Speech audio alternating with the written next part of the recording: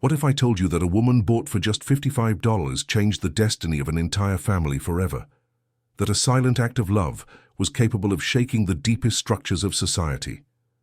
This is the true story of how the human heart can triumph over the cruelest circumstances.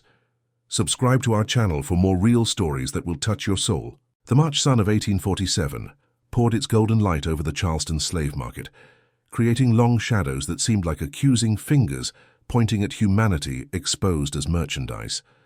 The air was heavy with the smell of sweat, fear, and the sweet fragrance of magnolias blooming in nearby gardens, a cruel contrast between natural beauty and human brutality. William Thornton adjusted his hat as he walked among the rows of chained people. At 42 years old, he was one of Charleston's wealthiest men, owner of a cotton plantation that stretched for thousands of acres and a city mansion that was the envy of Southern high society. But today he wasn't there as a planter. He was there as a desperate man in search of domestic help. His wife, Margaret, had dismissed the last governess after a series of disagreements, and his 8-year-old daughter Emma needed constant care due to her fragile health. Doctors couldn't explain the child's condition. Constant fevers, inexplicable weakness, a pallor that seemed to drain the life from her small face. "Mr. Thornton," the harsh voice of slave trader Jeremiah Blackwood cut through his thoughts. "What a pleasure to have you here again. What can I do for you today?" "I need a woman for domestic work, someone who can care for a sick child," Thornton replied, his voice carrying the casual tone of someone accustomed to buying human beings as if they were cattle. Blackwood smiled, revealing teeth yellowed by tobacco. "I have exactly what you need." He gestured toward a young woman standing at the end of the line, her hands chained but her posture erect, defying the degradation of her situation. Amara was 22 years old, though life's hardships made her appear older. Her skin was the color of coffee with cream, her dark eyes blazed with an intelligence that no chain could extinguish, and there was something in her presence that commanded respect, even in those humiliating circumstances. "She came from a plantation in Virginia," Blackwood explained, circling Amara like a vulture. "The owner died, and the widow had to sell everything. This one knows how to cook, clean, sew, and has experience with children." What Blackwood didn't mention, because he didn't know or didn't care, was that Amara had lost her own daughter, Zara, sold to a plantation in Mississippi when she was only 5 years old. The pain of that separation lived in her chest like a wound that never healed, an emptiness that made her wake up every night searching for a child who was no longer there. "Can she speak?" Thornton asked directly to Amara, a question that surprised her. Most buyers talked about slaves as if they were inanimate objects. "Yes, sir," Amara replied, her voice clear and firm despite the circumstances. "Do you know how to care for sick children?" For a moment, Amara's eyes filled with unshed tears. "Yes, sir, I cared for my own." She stopped, realizing she had said too much. "For your own what?" Thornton pressed. "My own little sister, sir," Amara lied quickly. Before coming here." Thornton studied her face, looking for signs of dishonesty, but found only a deep sadness that somehow touched him in a way he couldn't explain. "How much?" he asked Blackwood. $75. "She's worth every penny, sir. Look at those hands. Strong, no scars. And those eyes. Intelligent. She'll serve your family well." 50. "Mr. Thornton, with all due respect, this is premium merchandise." 55. "Final offer." Blackwood hesitated, quickly calculating the profit. Done. The transaction was completed with the same coldness with which one would buy a horse. Papers were signed, money changed hands, and Amara officially became William Thornton's property. She was placed in the back of the carriage, her few possessions, a worn dress, a small wooden crucifix her mother had carved, and a rag doll she had made for Zara, but never got to give, clutched against her chest. As the carriage moved through Charleston's cobblestone streets, Amara observed the city through the barred window. Elegant houses with ornate verandas lined the streets. Perfectly manicured gardens displayed exotic flowers, and well-dressed people strolled under colorful parasols. It was a world of beauty, built upon the suffering of people like her. The Thornton mansion loomed before her, like a white monument to power and privilege. 3 stories of pristine columns, elaborate verandas, and meticulously maintained gardens, all maintained by the labor of dozens of enslaved people who lived in the quarters behind the main house. "You'll work in the kitchen with Bessie," Thornton informed her as they arrived. "6 in the morning until the family retires. Step out of line once and you'll find yourself back at auction. Understood?" "Yes, sir," Amara replied, her voice steady despite the fear coursing through her veins. Bessie, a woman in her 50s who had served the Thornton family for over 20 years, showed Amara to her small room in the servants' quarters. The space barely fit a narrow bed and a wooden chest, but it was hers. "Listen, child," Bessie whispered as she handed Amara a rough cotton dress. "Master Thornton ain't the worst, but he ain't kind either.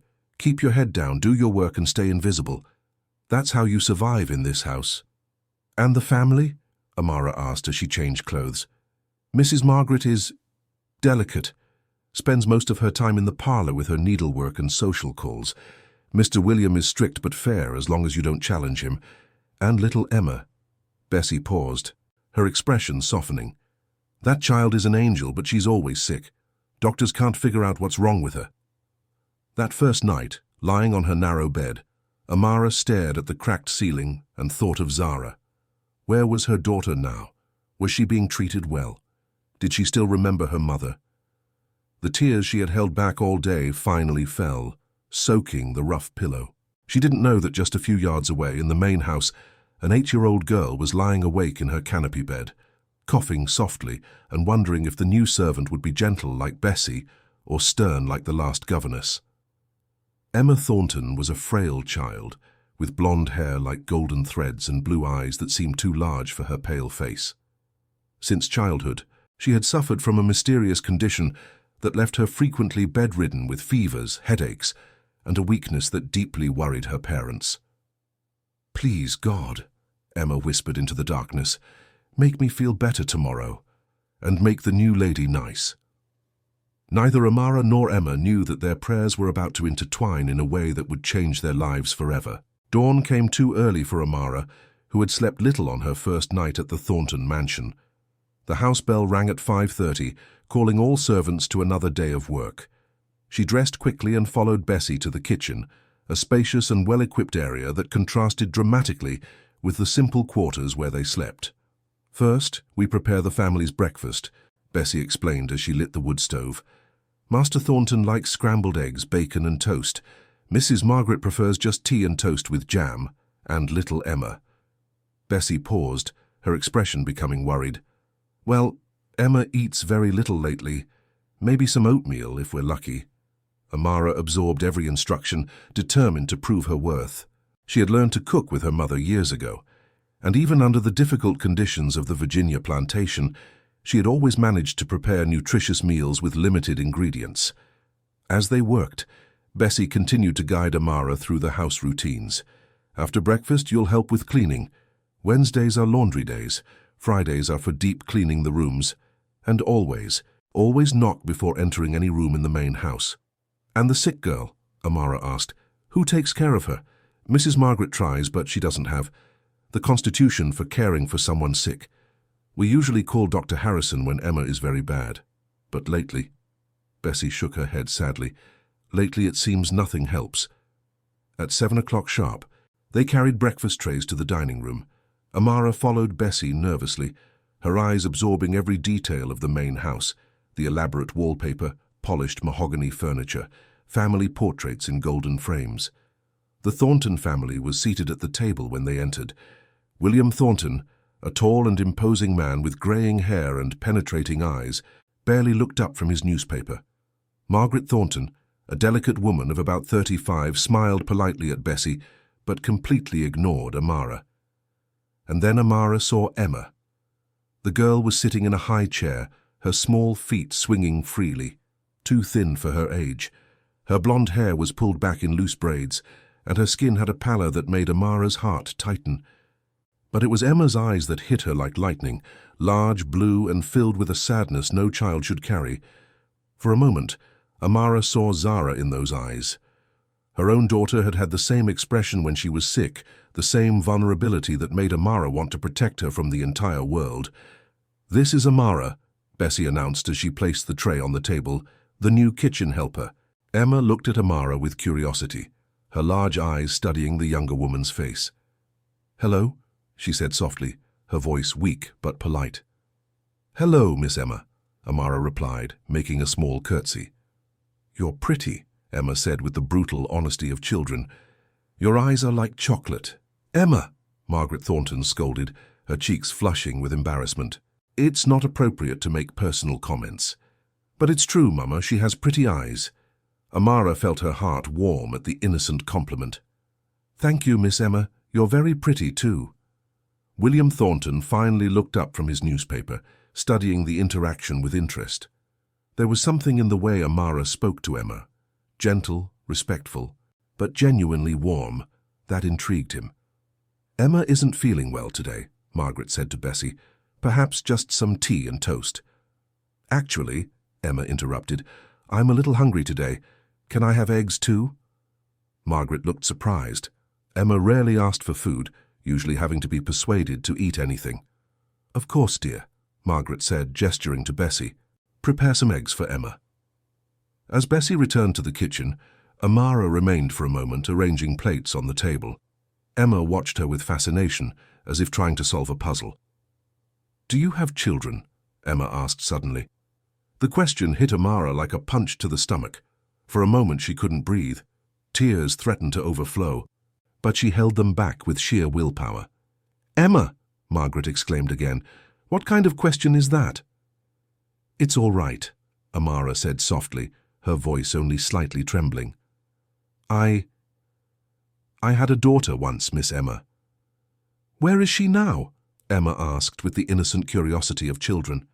She went far away," Amara replied, choosing her words carefully. "Like when I visit Grandma." "Something like that," Amara lied gently. William Thornton observed the entire exchange with growing interest.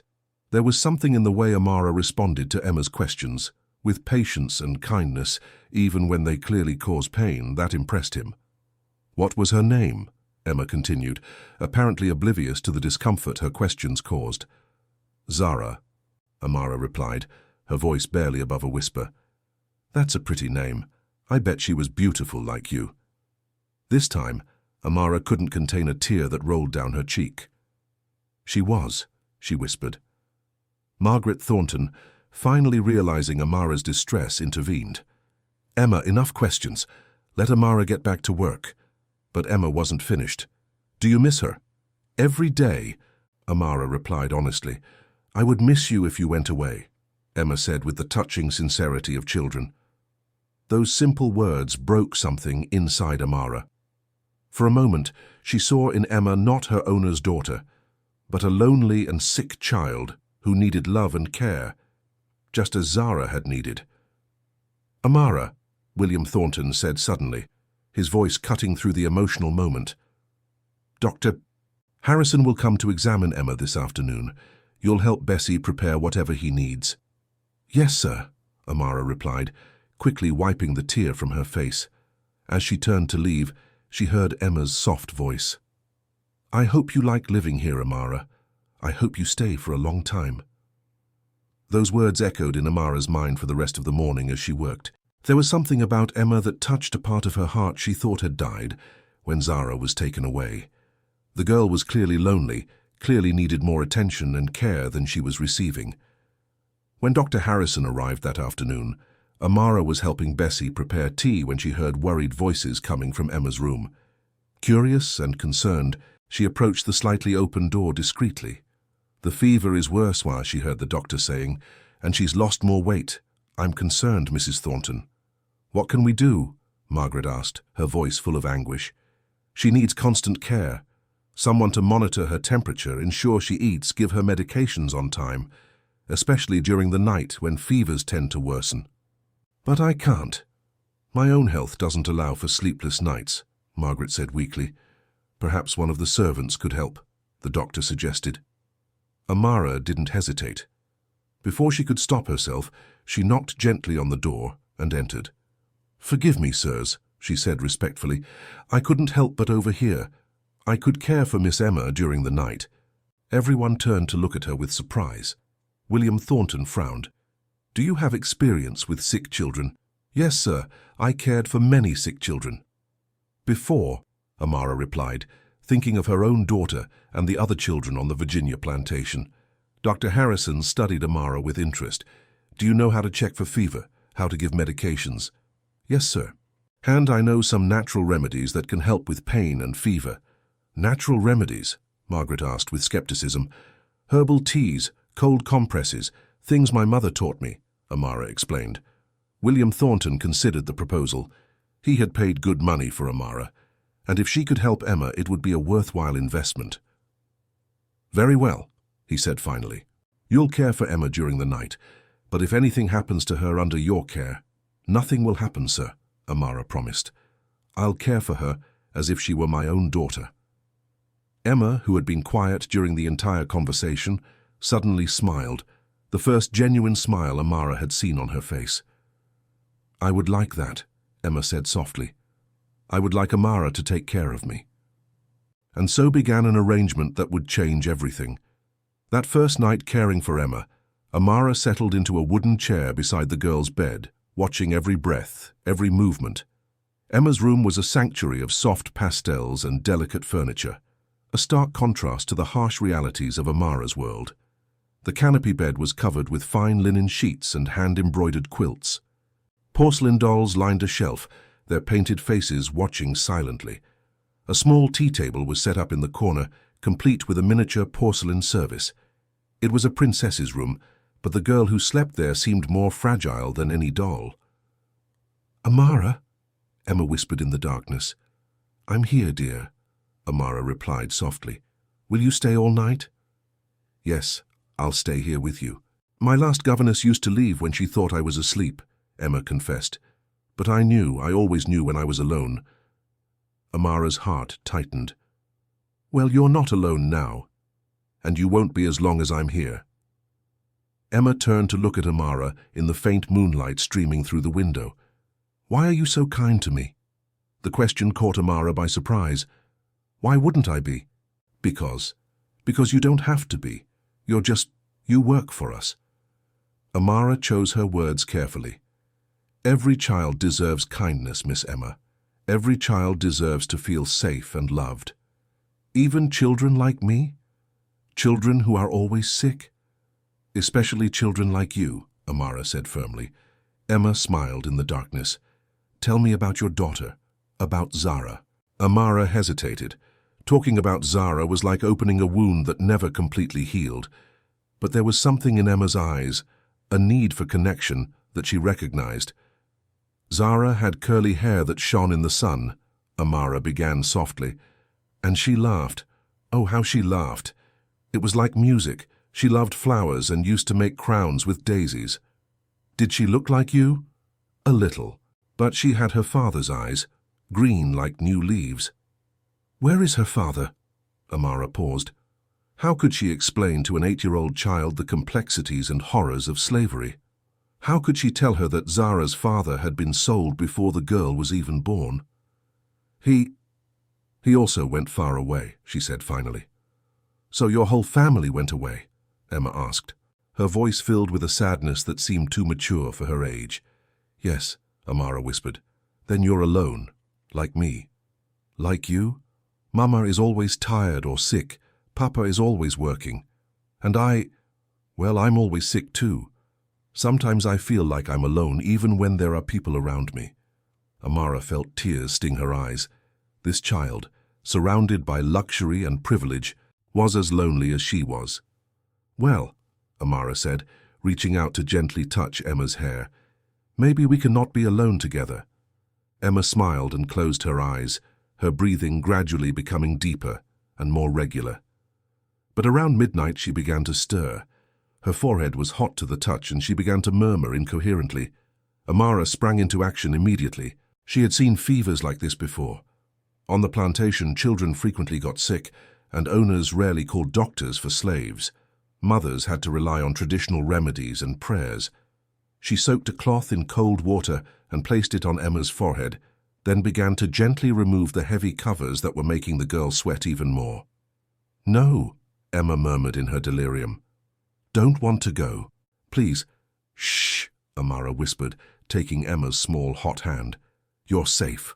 I'm here." But Emma continued to stir, her temperature rising dangerously. Amara knew she needed to act quickly. She remembered a tea her mother used to make with willow bark and other herbs, a remedy that had saved many children on the plantation. Silently, she slipped out of the room and down to the kitchen. In the cabinets, she found some of the herbs she needed, and in the garden behind the house, she managed to collect the rest. Working quickly and quietly, she prepared the medicinal tea. When she returned to the room, Emma was worse. Her skin was burning, and she was mumbling about monsters and shadows. "Emma," Amara whispered, gently lifting the girl's head. "I need you to drink this. It will help with the fever." "Don't want to," Emma moaned. "It's bitter." "I know, dear, but it will make you feel better. Trust me." Something in Amara's voice must have penetrated through Emma's delirium, because she opened her eyes and looked directly at Amara. "You won't leave me?" she asked, her voice small and frightened. "Never," Amara promised. "Now drink."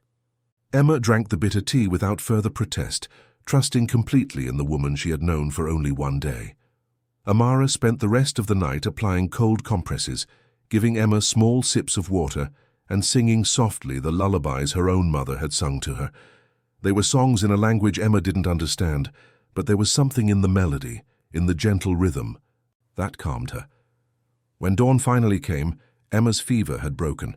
She slept peacefully for the first time in weeks, her breathing deep and regular, her skin finally cool to the touch. Margaret Thornton entered the room at 7 o'clock, expecting to find her daughter worse than the night before.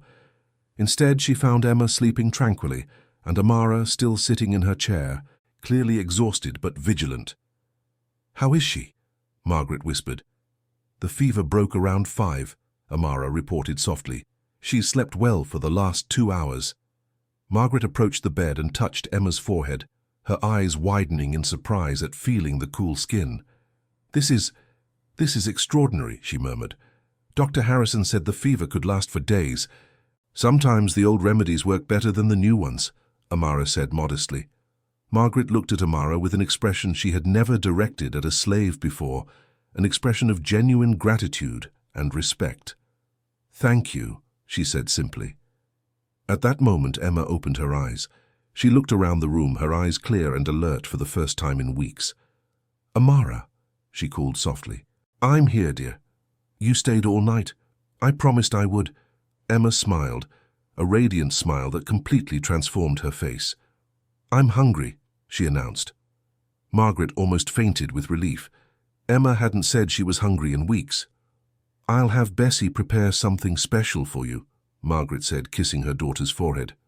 But Emma was looking at Amara. "Can you make something for me, like you made that tea?" Amara looked at Margaret, waiting for permission. Margaret hesitated for a moment. Allowing a slave to cook specifically for her daughter was unusual, but Emma's dramatic improvement spoke for itself. "Of course," Margaret said finally. "Prepare whatever Emma wants."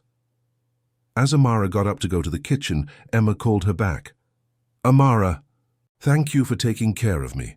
Thank you for staying." "It was my pleasure, Miss Emma," Amara replied sincerely. But as she left the room, Amara knew that something had fundamentally changed the night before. She hadn't just cared for a sick child, she had found purpose again. In Emma, she had found a chance to be a mother again, even if it was in a complicated and dangerous way. And Emma, for the first time in her young life, had found someone who loved her unconditionally, someone who would stay with her through the dark nights and make her feel safe. Neither of them knew that that first night of care had planted the seeds of a love that would grow to challenge all the social conventions of their time.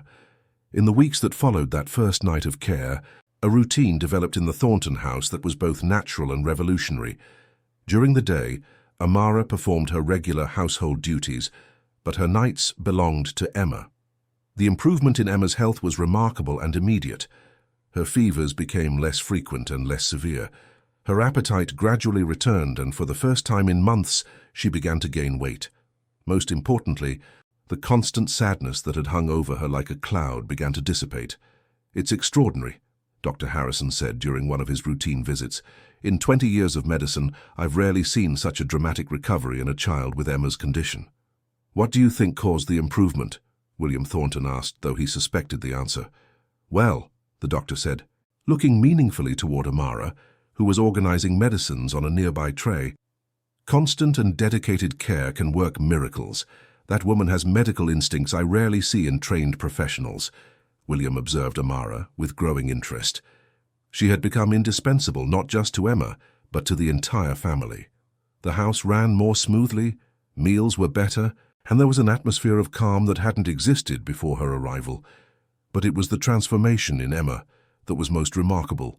The girl who had once spent entire days in bed was now sitting on the porch, reading books, and even playing with her dolls, and always her eyes searched for Amara. "Amara," Emma called one afternoon while sitting in the garden, "can you teach me to make flower crowns like Zara used to make?" Amara looked around nervously. Margaret was having tea with some friends on the porch, and she wasn't sure if it would be appropriate to sit on the grass with Emma. "I don't know if your mother would approve," Amara said hesitantly.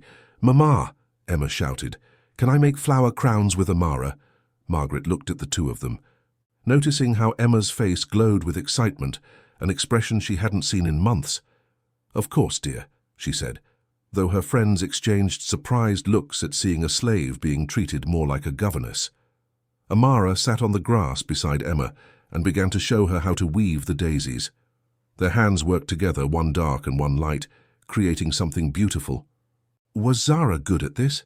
Emma asked. "Very good. She had small, nimble fingers perfect for delicate work. Do you miss her every day?" "Every day," Amara confirmed. "I would miss you if you went away," Emma said, echoing her words from the first day. "Well, I'm not going anywhere," Amara said, though both of them knew this wasn't a promise she could make. "Promise."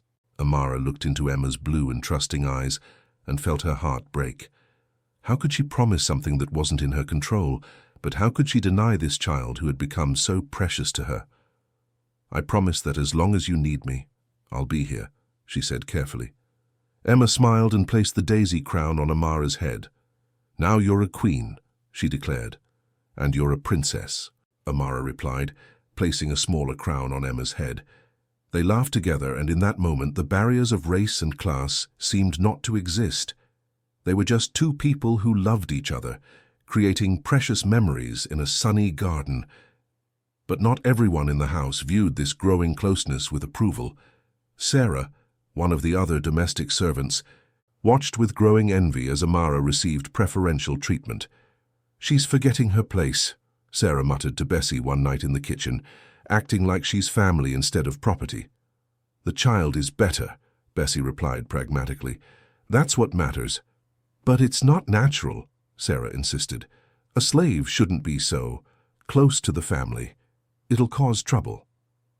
Bessie, who had observed the transformation in both Emma and Amara, shook her head. "Sometimes love finds a way, even when it shouldn't, and who are we to question that?" Meanwhile, in Emma's room, a very different conversation was taking place. "Amara," Emma said one night as Amara helped her prepare for bed, "can I ask you a question?" "Of course, dear." "Why are some people slaves and others not?" The question hit Amara like lightning. It was a question she had asked herself 1,000 times, but she had never expected to hear it from Emma. It's complicated," Amara said carefully. "But you're as smart as Mama, smarter even. And you take care of me better than anyone. So why do you have to be our slave?" Amara sat on the edge of the bed, choosing her words with extreme care. "Sometimes the world isn't fair, Emma. Sometimes people are treated differently for reasons that don't make sense." "That's wrong," Emma said with the moral clarity of children. "Yes," Amara agreed softly. "It is wrong. When I grow up, I'm going to change that," Emma declared with fierce determination. Amara smiled sadly. "You have a good heart, Emma. Never lose that. Do you love me?" Emma asked suddenly. The question hung in the air like a dangerous confession. Love wasn't something slaves were supposed to feel for their master's children. Love implied equality, humanity, choice, all things denied to people in bondage. "Yes," Amara whispered. "I love you very much." "Like a mother loves her daughter." "Yes," Amara admitted, tears springing to her eyes. "I love you too," Emma said, throwing her arms around Amara's neck. "I love you more than anyone in the whole world." In that moment, both of them crossed a line that could never be uncrossed. They had acknowledged what everyone in the household was beginning to see, that the bond between them transcended the artificial boundaries of race and status. They had become, in every way that mattered, mother and daughter. But love, no matter how pure, doesn't exist in a vacuum. And in Charleston of 1847, a love like theirs was not just unusual, it was dangerous. Summer arrived early in Charleston that year, bringing with it a suffocating heat that made the air shimmer like water. But along with the heat came something much more sinister, rumors of a yellow fever epidemic spreading through the city like wildfire through dry grass. Yellow fever was the terror of all southern port cities. It arrived with ships, spread through mosquitoes, and killed indiscriminately. Rich and poor, white and black, young and old. But it was always the most vulnerable who suffered most. Children, the elderly, and those already weakened by other illnesses. "We should send Emma to the plantation in the interior," Margaret said nervously during dinner, fanning herself with a feather fan. "My sister says the air there is purer." "The roads aren't safe," William replied, cutting his steak with precise movements. "There are reports of infected travelers on all the main routes." "But if the fever comes here, we're isolated enough. The property is large, we have our own well, and we can control who comes and goes." Emma, who had been listening to the conversation with growing anxiety, finally spoke. "What if I get sick again?" "You won't get sick," William said firmly, but Amara, who was serving dessert, noticed the worry in his eyes. "Amara will take care of you," Margaret added. "She always takes care." That night, as she helped Emma prepare for bed, Amara could feel the girl's tension. "I'm scared," Emma confessed. "What if the fever comes? What if I die?" "You're not going to die," Amara said firmly, sitting on the edge of the bed. "I won't let that happen." "How can you be sure?" "Because I'll protect you. No matter what happens, I'll be here." "Even if you get sick too?" Amara took Emma's small hands in hers. "Emma, listen to me. I already lost one daughter. I won't lose another. I'll do anything, anything, to keep you safe." Emma calmed at the intensity of Amara's promise. "Do you really see me as your daughter?" "In my heart, you are my daughter," Amara said honestly. "No matter what the world says, no matter what the laws say, you are mine." Emma smiled and snuggled against Amara. "And you're my mother, my real mother." But their words were interrupted by screams coming from the slave quarters. Amara quickly got up and ran to the window. She could see figures running in the courtyard, lanterns swaying in the darkness. "Stay here," she told Emma, running out of the room. In the courtyard, she found chaos. 3 of the field workers had arrived from the city with unmistakable symptoms: high fever, yellowed eyes, vomiting. Yellow fever had arrived at the Thornton property. "Isolate them immediately," William ordered, appearing in his robe. "No one enters or leaves the quarters without my permission." "And the main house?" Bessie asked nervously. "No one who has been in contact with the sick can enter the house," William declared. "That includes you, Amara." Amara's heart stopped. "Sir, I haven't been near them, and Emma needs me. It's too risky. You'll sleep in the quarters until we're sure you're not infected." "But Emma..." "Emma will be fine. Margaret can care for her for a few nights." Amara looked toward the house, where she could see Emma at her bedroom window watching the commotion. Their eyes met across the distance, and Amara saw panic in the girl's face. "Please, sir," Amara begged. "Let me at least explain to her." "No, it's too dangerous. Go to the quarters now." With a broken heart, Amara obeyed. But as she walked toward the quarters, she looked back and saw Emma pressed against the window, tears streaming down her face. That night Emma refused to eat. She refused to take her medicines. She cried herself to sleep, calling for Amara. "She's inconsolable," Margaret told William. Perhaps we should allow Amara to return. Absolutely not. I won't risk our daughter's life. But on the second night, Emma developed a fever. On the third night, she was delirious. On the fourth night, Dr. Harrison was called urgently. I don't understand, he said, examining Emma. She was doing so well. What changed? Margaret looked at William meaningfully. Amara was isolated in the quarters. Emma hasn't seen her in 4 days. Do you think that's related? I think Emma is dying of a broken heart, Margaret said honestly. Dr. Harrison considered this. Emotional state can definitely affect physical health, especially in children. If Emma formed a strong bond with that woman. She did, Margaret confirmed. Stronger than anything I've ever seen. William struggled with himself. His daughter was clearly getting worse, but bringing Amara back could expose her to yellow fever.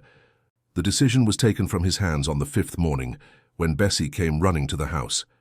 Mr. Thornton, come quickly. It's Amara. William ran to the quarters, fearing the worst. He found Amara lying on her narrow bed, her skin burning with fever, her eyes yellowed with the unmistakable mark of yellow fever. No, she murmured when she saw him. Emma. I need to take care of Emma. You're sick, William said. You can't go anywhere. She needs me, Amara insisted, trying to get up. I promised I'd be there. But she was too weak to rise. The fever had taken hold of her body, and she was fighting for her own life. William returned to the house with a heavy heart. How could he tell Emma that the woman she loved like a mother was dying? He didn't have to. When he entered Emma's room, he found his daughter sitting up in bed, her eyes shining with feverish clarity. Amara is sick, Emma said. It wasn't a question. How do you know? I can feel it. She's dying, isn't she? William couldn't lie to his daughter. She's very sick. Emma was quiet for a long moment. Then she looked at her father with a determination that surprised him. I want to see her. Emma, you can't. It's too dangerous. She's dying because of me, isn't she? Because she couldn't take care of me? William didn't know how to answer that. In a way, it was true. Amara's separation from Emma had weakened her emotionally, making her more susceptible to the disease. I want to see her, Emma repeated. If she dies without seeing me, I'll never forgive myself. Emma, please, Papa. She's the only mother I've ever really had. Those words hit William like a physical blow. His daughter was right. Margaret had given birth to Emma, but it was Amara who had truly mothered her, who had loved her unconditionally, who had saved her life. Very well, he said finally, but just for a moment. William carried Emma to the quarters, both of them wearing cloths over their faces. They found Amara barely conscious, her body racked with fever. Amara, Emma whispered, reaching out to touch the woman's burning hand. Amara's eyes fluttered open. When she saw Emma, she tried to smile. My sweet girl, she whispered, you shouldn't be here. I had to see you, Emma said, tears streaming down her face. I had to tell you that I love you. I love you too, Amara whispered. More than life itself. You have to get better, Emma said fiercely. You have to come back to me. I'll try, Amara promised, though they both knew she was dying. Emma leaned down and kissed Amara's forehead. I'll wait for you, she whispered, no matter how long it takes. As William carried Emma back to the house, both of them knew they might have just said goodbye forever. For 3 days and nights, Amara hovered between life and death. The yellow fever ravaged her body with a cruelty that seemed almost personal, as if the disease itself resented the love that had bloomed between a slave and her master's daughter. In the main house, Emma refused to leave her room. She sat by the window that faced the quarters, watching for any sign of movement, any indication that Amara was still alive. She wouldn't eat, wouldn't sleep, wouldn't speak to anyone, except to ask about Amara's condition. She's killing herself, Margaret told William desperately. She's willing herself to die along with that woman. William stood at Emma's bedside, looking down at his daughter who seemed to be fading before his eyes. In just 3 days, she had lost weight. Her skin had taken on a greyish pallor, and her eyes had lost their spark. Emma, he said gently, you have to eat something. Not until Amara gets better, Emma replied stubbornly. Emma, she might not get better. You have to accept that. Emma turned to look at her father with eyes that seemed far too old for her 8 years. If Amara dies, I want to die too. Don't say that. It's true. She's the only person who ever really loved me. Without her, I don't want to live. William felt his world crumble around him. His daughter was choosing a slave over her own family, choosing love over life itself. And the terrible truth was he couldn't blame her. He had seen the way Amara cared for Emma, the selfless devotion, the unconditional love. It was something he and Margaret had never been able to give their daughter. On the third night, as Amara's condition worsened, something extraordinary happened. Old Moses, the elderly slave who had given Amara the herbs for Emma's fever months earlier, approached William with a proposition. "Master," he said, his ancient eyes filled with wisdom, "that woman is dying because her heart is broken. She thinks she failed the child. What are you saying?" "I'm saying maybe the same love that's killing her could save her. Maybe if she knew the child was all right, if she had something to fight for." William considered this. It was a desperate idea, but desperate times called for desperate measures. "What do you suggest?" "Let the child write her a letter. Let her know she's needed, she's wanted. Sometimes the will to live is stronger than any medicine." That night, William helped Emma write a letter to Amara. Emma's handwriting was shaky, but her words were clear. "Dear Amara, I know you're very sick, but I need you to get better. I need you to come back to me because you're my real mother and I can't live without you. I'm not eating or sleeping until you're well again. Please don't leave me alone. Please fight to come back. I love you more than anything in the world. Your daughter, Emma." William took the letter to the quarters and read it aloud to Amara, who was barely conscious. But as he read Emma's words, he saw something change in Amara's face. Her eyes focused, and for the first time in days, she seemed truly aware. She needs me," Amara whispered. "She's dying without you," William said honestly. "She won't eat, won't sleep. She says if you die, she wants to die too." Tears rolled down Amara's fevered cheeks. I can't leave her." "Then don't. Fight. Come back to her." From that moment, Amara began to fight the fever with a determination that amazed everyone who witnessed it. She forced herself to drink water, to take the medicines, to stay conscious. When the fever dreams came, she held on to the image of Emma's face, the memory of her laughter, the promise she had made to always be there. On the fourth morning, her fever broke. On the fifth day, she was able to sit up. On the sixth day, she was walking, though weakly. Dr. Harrison, who had been preparing the family for Amara's death, could only stare in amazement. "I've never seen anything like it," he told William. "She should have died. By all medical logic, she should have died."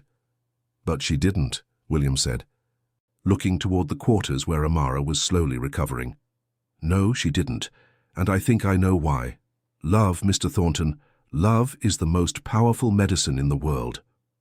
When Amara was finally well enough to return to the main house, Emma was waiting for her in the garden. The moment she saw Amara walking slowly toward her, Emma ran with all her strength and threw herself into the woman's arms. "You came back," Emma sobbed. "You came back to me." "I promised I would," Amara whispered, holding Emma tightly. "I will always come back to you." They held each other in the garden, both crying, both grateful to be alive and together. And watching from the house, William and Margaret witnessed something that would change their understanding of love forever. "She really is her mother, isn't she?" Margaret said softly. "Yes," William replied. "In every way that matters, she is." From that day forward, something fundamental changed in the Thornton household. Amara was no longer treated as just another slave. She was family. Complicated, unconventional family, but family nonetheless. And Emma, who had nearly died from grief, blossomed like a flower in spring. Her health improved dramatically, not just because Amara was back, but because she had learned the power of love to overcome even death itself. The yellow fever epidemic eventually passed, but the love between Amara and Emma only grew stronger. They had faced the ultimate test and emerged victorious, proving that some bonds are stronger than any earthly force. 2 years had passed since the yellow fever epidemic, and the Thornton household had settled into a rhythm that defied all social conventions of the antebellum South. Emma, now 10 years old, was a picture of health and vitality, her transformation so complete that visitors often remarked on the miraculous change in the once sickly child. But with Emma's improved health came new challenges. She was old enough now to understand the complexities of her relationship with Amara, old enough to question the injustices she witnessed daily. "Why can't Amara eat with us?" Emma asked one morning at breakfast, a question that had become increasingly frequent. "Emma, we've discussed this," Margaret replied wearily. "There are certain proprieties that must be observed. But she's part of our family. She takes care of me better than anyone. She loves me more than anyone." William looked up from his newspaper, studying his daughter's determined face.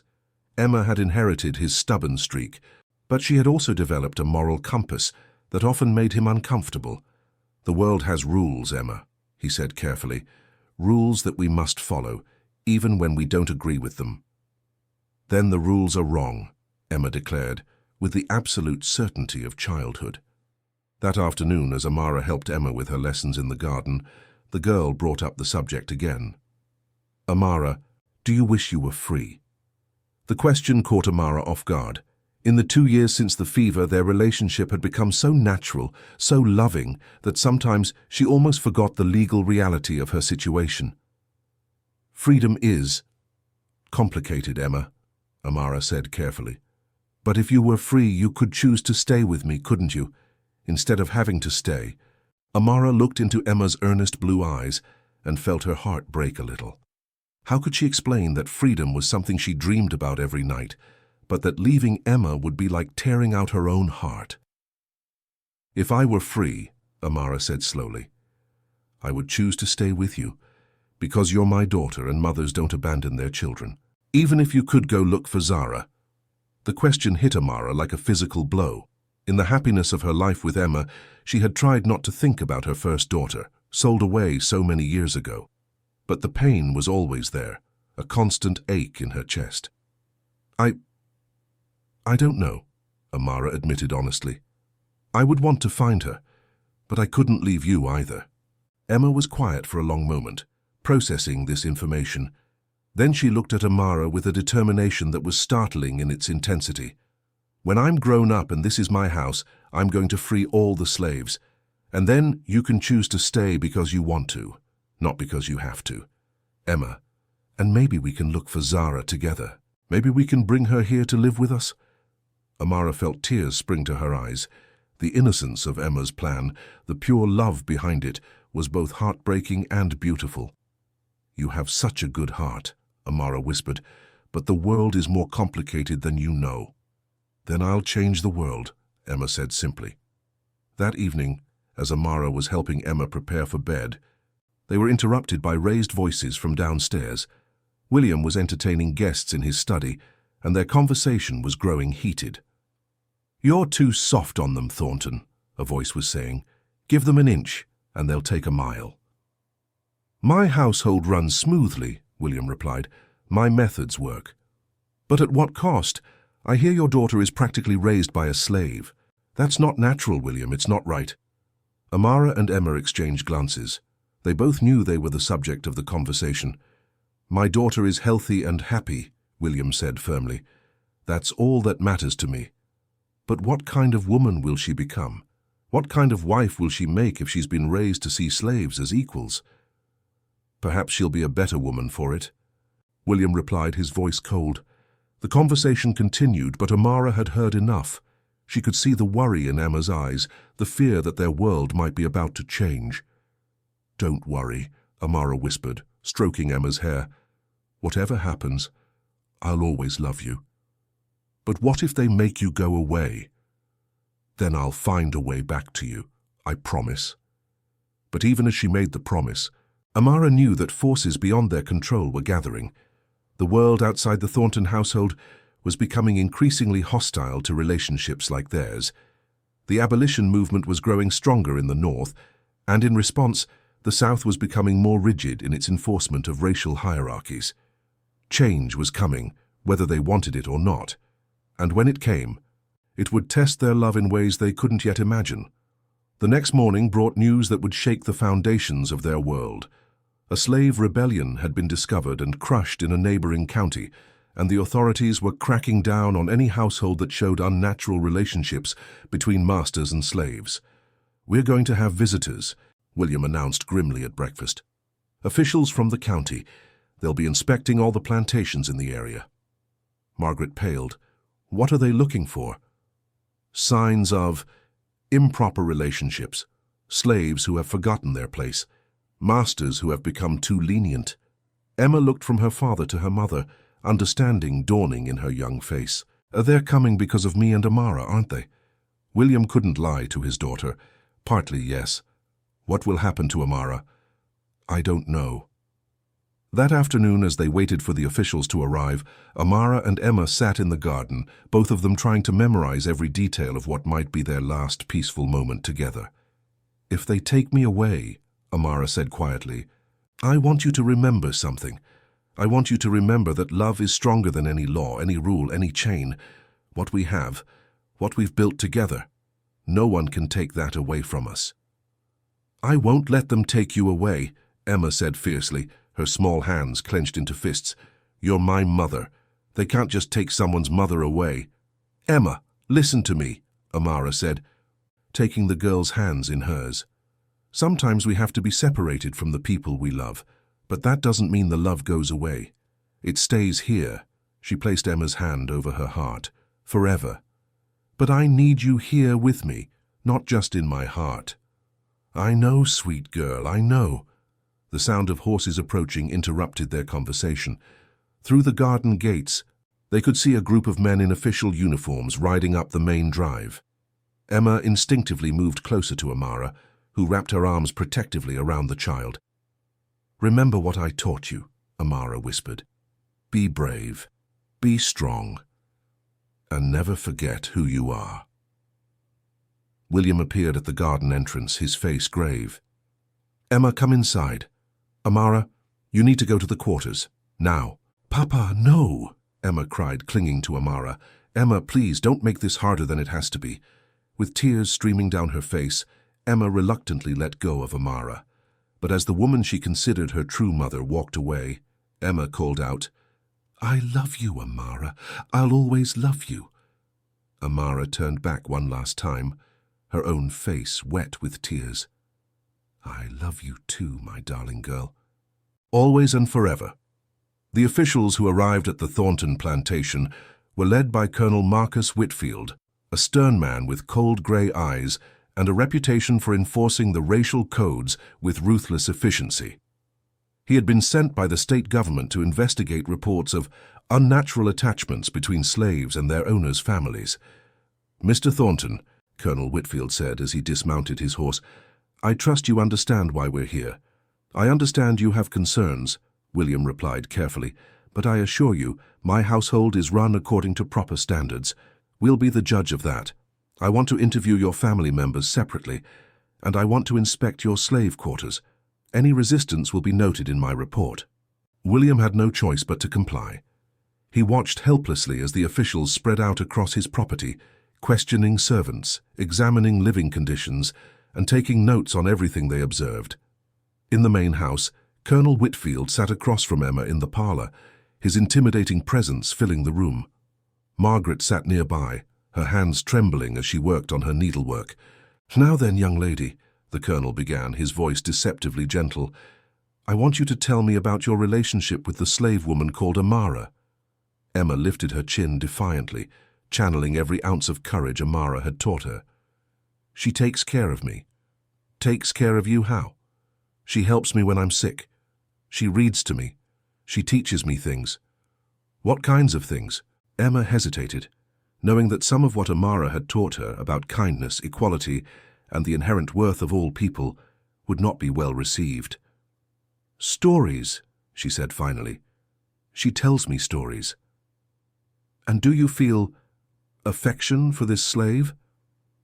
The question was a trap, and Emma knew it. But she also knew she couldn't lie about her love for Amara. "Yes," she said simply. "More affection than you feel for your parents." Margaret gasped softly, but Emma didn't flinch. Different affection, Emma said carefully. Amara loves me in a way that makes me feel safe. Colonel Whitfield made notes in his ledger, his expression growing darker. Has this slave ever told you that she considers herself your equal? She's never said that. But has she acted in ways that suggest she believes herself to be your equal? Emma thought about all the times Amara had spoken to her as one human being to another, all the moments of genuine connection and mutual respect. She treats me like I matter, Emma said finally, like my thoughts and feelings are important. And you believe that's appropriate behavior from a slave? Emma looked directly into the colonel's cold eyes. I believe that's appropriate behavior from someone who loves me. The interview continued for another hour, with Colonel Whitfield probing every aspect of Emma's relationship with Amara. By the end, it was clear that he had found exactly what he was looking for, evidence of an unnatural attachment that violated the social order. Meanwhile, in the slave quarters, Amara was facing her own interrogation. The officials had separated her from the other slaves and were questioning her in a small, windowless room. "You've been with the Thornton family for how long?" one of the officials asked. 3 years, sir. And in that time you've developed an attachment to the daughter? Amara chose her words carefully. I care for Miss Emma as part of my duties, sir. But it goes beyond duty, doesn't it? You've forgotten your place. I've never forgotten my place, sir. Your place is to serve, not to love. Your place is to obey, not to think of yourself as family. Amara remained silent, knowing that anything she said could be used against her. The child calls you her mother. Did you encourage this? No, sir. But you didn't discourage it either. Amara's silence was answer enough. When the interrogations were complete, Colonel Whitfield gathered the Thornton family in the parlor for his verdict. Mr. Thornton, he began, what I've found here is deeply troubling. Your daughter has formed an inappropriate attachment to a slave, and that slave has clearly overstepped her bounds. This kind of relationship undermines the very foundation of our social order. Emma is a child, William protested. She doesn't understand precisely the problem.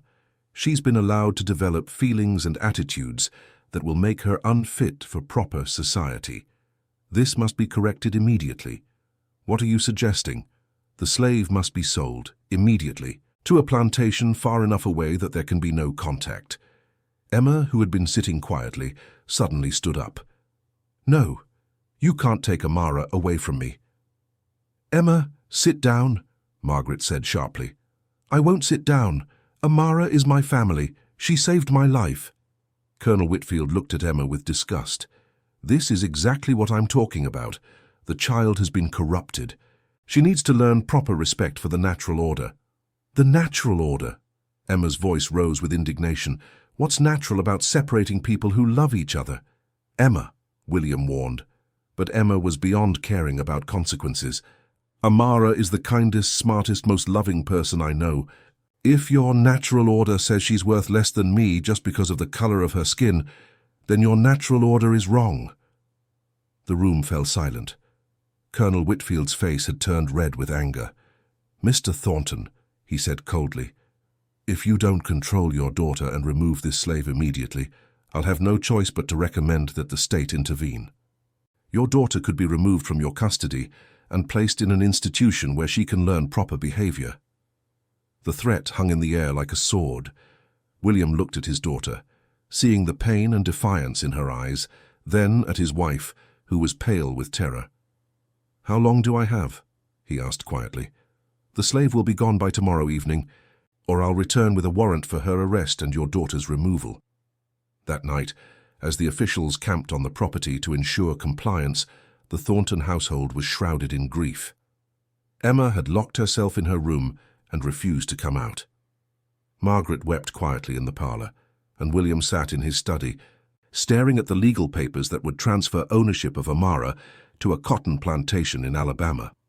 In the slave quarters, Amara sat on her narrow bed, holding the small wooden cross her mother had carved, the only thing she had left from her previous life.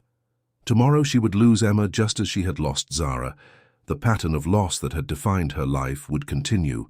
But she had made a promise to Emma, and she intended to keep it. Somehow, some way, she would find her way back to the girl who had become her daughter in every way that mattered. Love, she had learned, was stronger than any law, and she would prove it, no matter what the cost.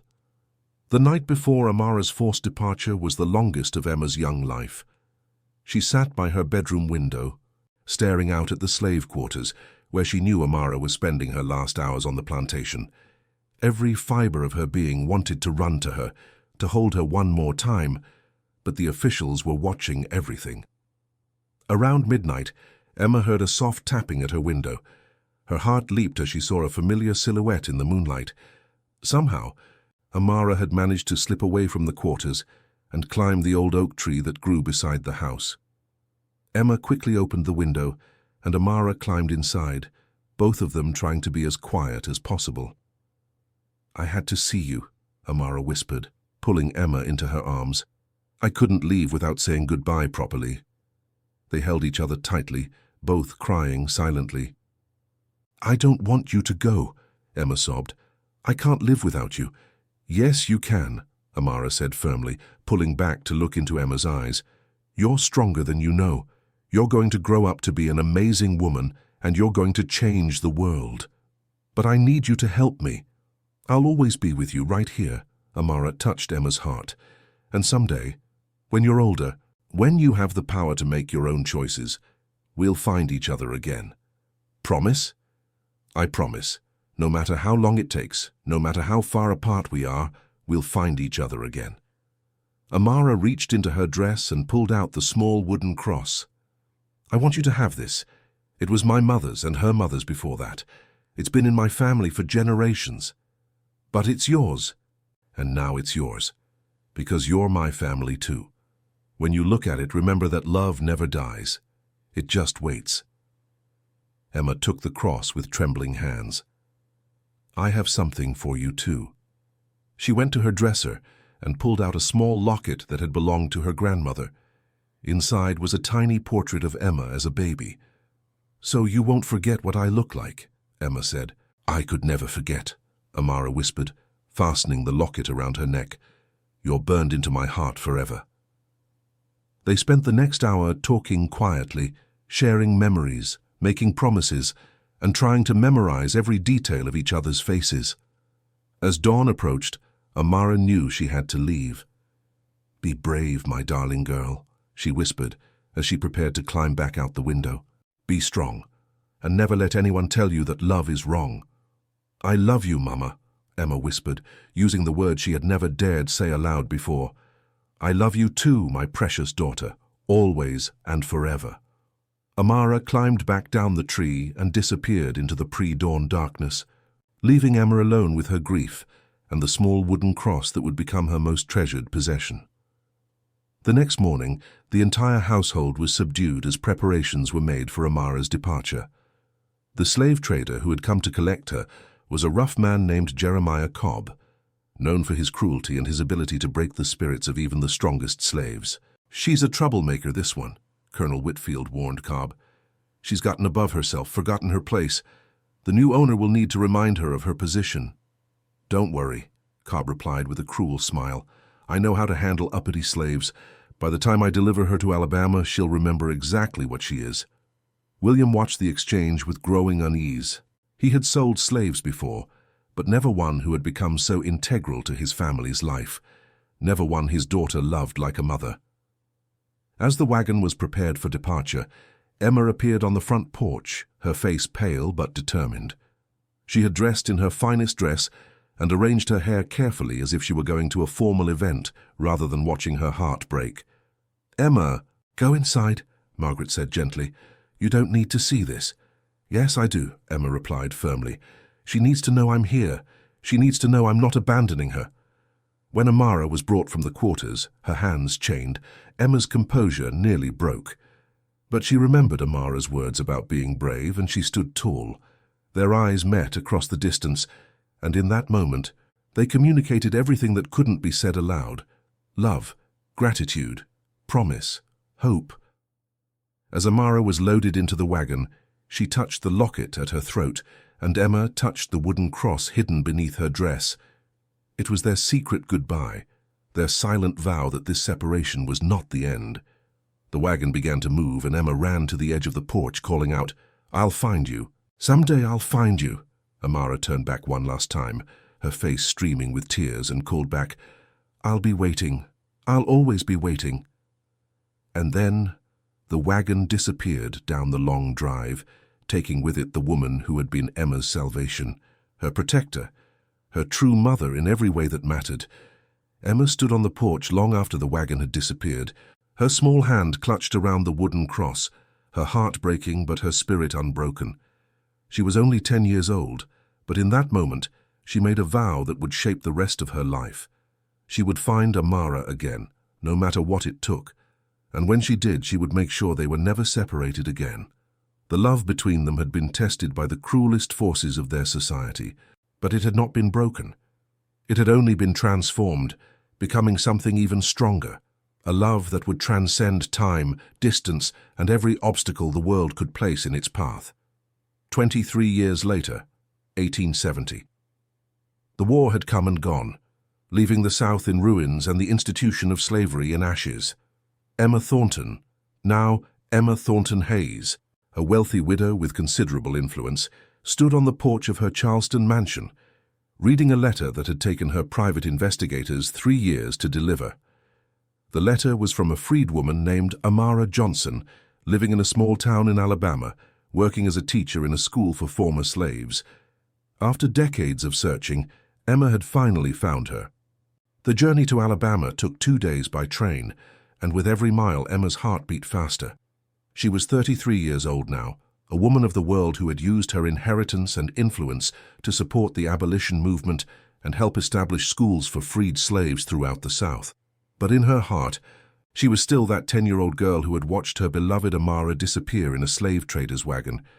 The school was a simple wooden building on the outskirts of town, surrounded by children of all ages, eager to learn to read and write. Emma stood outside for a long moment, gathering her courage, her hand instinctively going to the wooden cross she still wore around her neck. When she finally entered the schoolhouse, she saw her immediately. Amara stood at the front of the classroom, her hair now streaked with grey, her face lined with the years, but her eyes still bright with the same intelligence and warmth Emma remembered. For a moment, neither woman moved. The years fell away, and they were simply a mother and daughter who had been cruelly separated, now miraculously reunited. "Emma," Amara whispered, her voice breaking. "Hello, Mama," Emma replied, using the word she had treasured in her heart for 23 years. They ran to each other across the classroom, embracing with a fierce joy that made the children gasp in wonder. They held each other and wept, 23 years of separation and longing pouring out in their tears. "I told you I'd find you," Emma sobbed. "I promised I'd find you." "I never stopped believing," Amara replied. "I never stopped waiting." When they finally pulled apart, Emma noticed that Amara still wore the locket she had given her all those years ago, and Amara saw that Emma still wore the wooden cross. "I have so much to tell you," Emma said. "So much has happened. We have time now," Amara replied. "All the time in the world." Emma had come prepared with an offer that would change both their lives forever. She had purchased a large estate in Massachusetts, where she planned to establish a school for freed slaves and their children. She wanted Amara to help her run it, to be her partner in creating something beautiful from the ashes of their painful past. "We'll be family again," Emma said. "Really family this time, by choice instead of circumstance." "I'd like that," Amara replied, tears streaming down her face. "I'd like that very much." As they left the schoolhouse together, walking toward the train station and their new life, Emma asked the question that had haunted her for decades. "Did you ever find her? Did you ever find Zara?" Amara's face grew sad. "I searched for years. I found records that she was sold to a plantation in Mississippi, but the trail went cold during the war. I think she may be gone." Emma took Amara's hand. "Then we'll search together, and if we can't find her, we'll honor her memory by helping other children who have been separated from their families." "You would do that?" "Mama, I would do anything for you. I've spent my entire adult life trying to make up for the injustice that separated us. This is just the beginning." As their train pulled away from Alabama, carrying them toward their new life together, both women reflected on the journey that had brought them to this moment. They had lost so much, years together, other loved ones, innocence, but they had also gained something precious, the knowledge that love truly is stronger than any earthly force. The school they established in Massachusetts became famous throughout New England as a place where former slaves could not only learn to read and write, but could also heal from the trauma of their past. Emma and Amara worked side by side for 20 more years, mother and daughter in every way that mattered, proving that families are not just born, they are chosen, nurtured, and sustained by love. Emma never married again, dedicating her life to their shared mission. Amara never stopped hoping that someday, somehow she might find news of Zara. But in the meantime, she poured all her maternal love into the hundreds of children who passed through their school and into the daughter who had risked everything to find her again. When Amara died peacefully in 1895, at the age of 70, Emma was holding her hand. Her last words were, "Thank you for keeping your promise. Thank you for bringing me home." Emma lived for another 20 years, continuing their work until she was too old to teach. When she died in 1915, she was buried beside Amara in the small cemetery behind their school. Their headstones bore a simple inscription: "Love recognizes no boundaries, acknowledges no masters, and bows to no earthly power. Here lie two souls who proved that the greatest freedom comes not from owning others, but from loving them without condition." The school they built continued to operate for another 50 years, educating thousands of children and serving as a testament to the power of love to overcome even the greatest injustices. And in the archives of that school, carefully preserved were two precious artifacts, a small wooden cross and a golden locket, symbols of a love that had triumphed over slavery, separation, and time itself.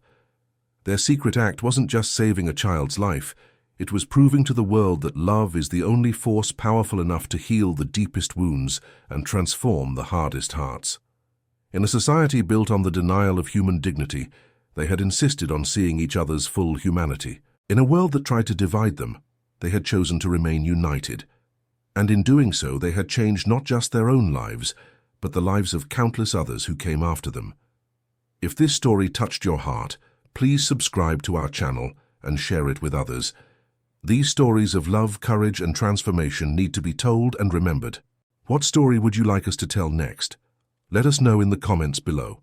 Remember, in a world that often seems divided, love remains our greatest hope for healing and unity.